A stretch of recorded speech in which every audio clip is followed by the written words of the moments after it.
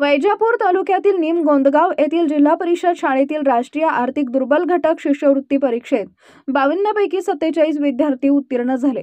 त्यांचा आणि शिक्षकांचा गुणगौरव सोहळा गावकर यांच्या व शालेय व्यवस्थापन समितीच्या वतीने पार पडला। या कार्यक्रमास आमदार रमेश बोरनारे, माजी आमदार भाऊसाहेब चिकटगावकर, मार्केट कमिटीचे माजी सभापती संजय निकम, माजी पंचायत समिती सभापती आनंद निकम, उपजिल्हा प्रमुख बाबासाहेब जगताप, राजू साळुंके, बाळा पाटील जाधव, शिक्षण विस्तार अधिकारी मनीष दिवेकर व बाळासाहेब मस्के, शिरूर केंद्र प्रमुख साईनाथ कवार यांची प्रमुख उपस्थिती होती। आमदार रमेश बोरनारे व मंचावरील मान्यवरांच्या हस्ते सर्व विद्यार्थ्यांचा व शिक्षकांचा सन्मान चिन्ह व सन्मानपत्र देऊन सन्मान करण्यात आला। मंचावरील मान्यवरांनी आपले मनोगत व्यक्त केले। आमदार रमेश बोरनारे यांनी आपण अर्थसंकल्पीय अधिवेशनात गावातील अंगणवाडी, शाळा यांसाठी वर्गखोल्यांची मागणी केली असल्याचं सांगितलंय।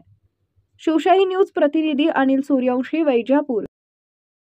ताज्या घडामोडी जाणून घेण्यासाठी शिवशाही न्यूज यूट्यूब चॅनलला सबस्क्राइब करा। आपण हा व्हिडिओ फेसबुकवर पाहत असाल तर फेसबुक पेज फॉलो करा आणि शिवशाहीन्यूज.com या आपल्या वेबसाईटलाही भेट द्या।